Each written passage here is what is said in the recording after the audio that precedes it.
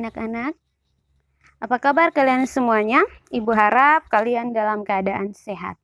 Ketemu lagi kita dalam mata pelajaran sejarah. Pada hari ini kita akan belajar tentang sejarah sebagai ilmu, peristiwa, kisah, dan seni. Kita akan menganalisis sejarah sebagai ilmu, peristiwa, kisah, dan seni. Oke. Karakteristik dari sejarah. Jadi unsur terpenting dari sejarah adalah kejadian pada masa lalu. Oleh karena itu, yang menjadi konsep dasar dalam sejarah adalah waktu, ruang, kegiatan manusianya yang pada akhirnya mengalami perubahan serta mengalami yang namanya kesinambungan. Sejarah merupakan prinsip sebab akibat antara fakta yang satu dengan fakta yang lainnya, antara peristiwa yang satu dengan peristiwa yang lain. Hal ini merupakan sebuah rangkaian yang tidak terpisah-pisah. Peristiwa sejarah yang satu diakibatkan atau disebabkan oleh peristiwa sejarah yang lain. Pertama, kita akan bahas tentang sejarah sebagai ilmu. Sejarah sebagai ilmu berarti ilmu pengetahuan yang mempelajari proses perubahan kehidupan manusia dan lingkungannya. Melalui dimensi waktu dan tempat, itu disusun berdasarkan sistematika dan metode pengkajian ilmiah. Aspek kajiannya itu berupa proses perubahan dari aktivitas manusia dan lingkungannya pada masa lalu. Jadi sejak manusia itu belum mengenal tulisan sampai perkembangan mutakhir saat ini, itu manusia selalu dipengaruhi oleh aspek politik, sosial, ekonomi, dan lain-lain. Sebagai ilmu, sejarah itu memiliki ciri-ciri sebagai berikut. Yang pertama itu bersifat empiris. Empiris itu berkaitan erat dengan pengalaman manusia. Jadi empiris itu pengalaman manusia. Pengalaman tersebut itu kemudian ditafsirkan sehingga muncullah penulisan sejarah. Yang berikut memiliki objek. Sejarah itu memiliki objek. Jadi objeknya sejarah itu adalah manusia dalam sudut pandang waktu. Dan yang ketiga, memiliki teori. Teori ini merupakan alat terpenting dalam penelitian. Tanpa adanya teori, tidak adanya ilmu pengetahuan. Memiliki teori dalam sejarah ini berisi kumpulan kaidah pokok suatu ilmu. Misalnya teori nasionalisme, kemudian teori challenge and response dari Arnold Toynbee, dan teori konflik dari Karl Marx. Yang berikut adalah cirinya. Ciri sejarah sebagai ilmu adalah memiliki metode. Sejarah memiliki metode penelitiannya sendiri. Jadi penelitian sejarah itu penelitian yang mempelajari kejadian-kejadian atau peristiwa pada masa lalu. Nah, ternyata memiliki tahapan-tahapan atau metode-metode dalam penelitiannya. Ada yang namanya heuristik, verifikasi, interpretasi, penulisan sejarah. Jadi heuristik itu pengumpulan sumber, kemudian verifikasi itu kritik sumber, interpretasi itu penafsiran, dan historiografi adalah penulisan sejarah. Hal ini nanti kita akan bahas pada pertemuan berikutnya mengenai penelitian sejarah. Oke, yang kelima, tahapan yang kelima adalah memiliki atau mempunyai generalisasi. Nah, generalisasi ini adalah kesimpulan utama dari pengamatan dan pemahaman penulis. Jadi sejarah sebagai ilmu itu memiliki ciri-ciri. Yang pertama, bersifat empiris. Kedua, memiliki objek. Ketiga, memiliki teori. Keempat, memiliki metode. Dan yang kelima adalah mempunyai generalisasi. Oke, yang berikut kita akan bahas tentang sejarah sebagai peristiwa. Sejarah dalam pengertian ini menunjukkan pada suatu peristiwa yang benar-benar terjadi dan berupa suatu fakta, kenyataan atau kejadian sejarah. Dalam hal ini bersifat objektif. Apa itu objektif? Objektif itu artinya berlangsung berdasarkan apa adanya tanpa dipengaruhi oleh siapapun. Ciri-ciri sejarah sebagai ilmu. Hanya terjadi satu kali, Ein Malik, dan tidak akan terulang. Berikutnya bersifat objektif, itu berlangsung dengan apa adanya tanpa dipengaruhi oleh orang lain. Kemudian setiap peristiwa sejarah itu akan tetap abadi, menjadi kenangan dan penting. Kita pernah bahas sebelumnya di materi sejarah Indonesia, yaitu 3 sifat sejarah.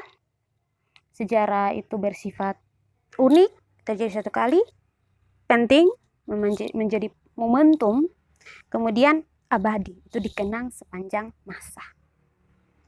Nah, itu tadi sejarah sebagai peristiwa. Berikutnya sejarah sebagai kisah. Sejarah sebagai kisah itu diartikan sebagai suatu cerita atau narasi yang disusun berdasarkan ingatan, berdasarkan kesan, tafsiran terhadap peristiwa masa lalu. Sementara tafsiran antara orang yang satu dengan orang yang lain pada peristiwa yang sama itu dapat berbeda-beda. Tafsiran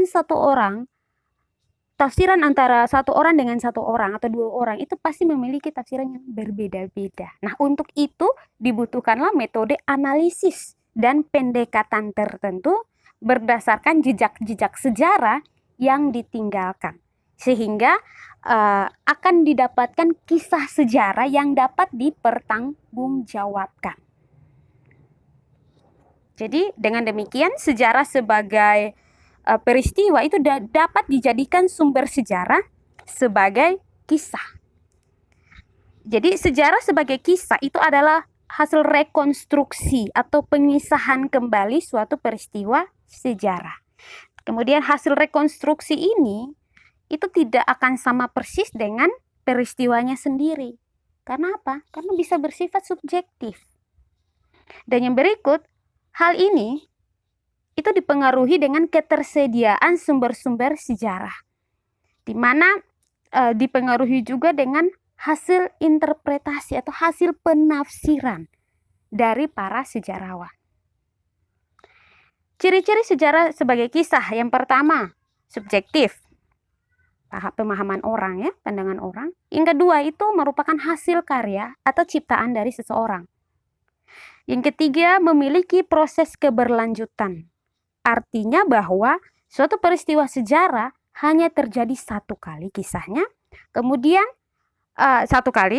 tapi kisahnya, ceritanya itu dapat ditulis atau diceritakan secara berulang-ulang.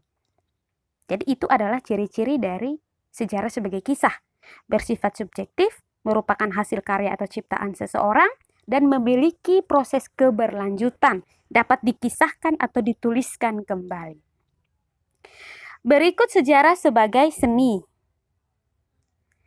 Sejarah sebagai seni itu memiliki ciri-ciri sebagai berikut. Yang pertama adalah intuisi. Sejarah sebagai seni dituliskan kembali itu pemahaman langsung dan instinktif dalam meneliti peristiwa sejarah. Kemudian yang kedua itu imajinasi. Sejarawan dapat membayangkan apa yang sebenarnya terjadi, yang sedang terjadi, dan yang akan terjadi. Kemudian emosi, empati yang menyatukan diri dengan objek yang diteliti. Yang keempat adalah gaya bahasa yang indah. Ini dalam mengungkapkan dan memahami tentang peristiwa, diperlukanlah daya imajinasi yang tinggi dari penulis sejarah agar fakta sejarah itu lebih hidup dan lebih berarti. Dalam kenyataannya, jika penulis sejarah dapat menulis kisah sejarah dengan menggunakan gaya bahasa yang indah, komunikatif, dan menarik, itu sehingga pembaca itu tidak bosan. Dan pembaca itu mudah untuk mengerti. Maka tulisan sejarah itu harus membawa pembaca dengan senang membaca tulisannya, dan pembaca itu dapat termotivasi untuk semangat belajar sejarah. Nah, dengan demikian, seorang penulis sejarah itu diharapkan mirip seperti penulis novel atau penyair dalam mengungkapkan peristiwa sejarah. Namun demikian, daya imajinasinya itu tidak lepas dari kebenaran suatu peristiwa. Yang berikut, kita akan belajar tentang pengertian sejarah secara negatif. Jadi, sejarah itu bukan mitos. Mitos itu menceritakan masa lalu dengan masa yang tidak jelas dan kejadian yang tidak masuk akal. Masa yang tidak jelas. Sejarah, unsur pentingnya adalah waktu. Waktunya harus jelas. Jadi sejarah bukan mitos. Kemudian sejarah itu bukan filsafat. Sejarah sebagai ilmu dapat menjadi tidak ilmiah apabila berhubungan dengan filsafat. Karena sejarah itu dapat dimoralkan. Kalau filsafat itu sejarah itu bisa dimoralkan. Padahal sejarah itu bersifat objektif. Apapun itu fakta sejarahnya haruslah ditulis.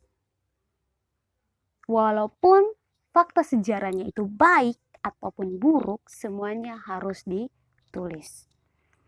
Atau sejarah itu dapat, kalau misalnya sejarah itu filsafat, maka keobjektivitas sejarah, fakta sejarah itu akan hilang. Dan berikut, sejarah itu bukan ilmu alam. Sejarah berusaha menulis hal-hal bersifat kausalitas dan khas.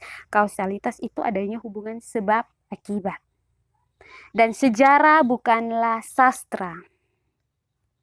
Sastra ialah pekerjaan imajinasi yang lahir dari kehidupan seorang pengarang. Sejarah adalah fakta yang lahir dari kenyataan yang benar-benar terjadi. Oke, hanya itu saja pertemuan kita pada hari ini. Oke, sampai ketemu lagi kita dalam pertemuan berikutnya. Sekian dan terima kasih.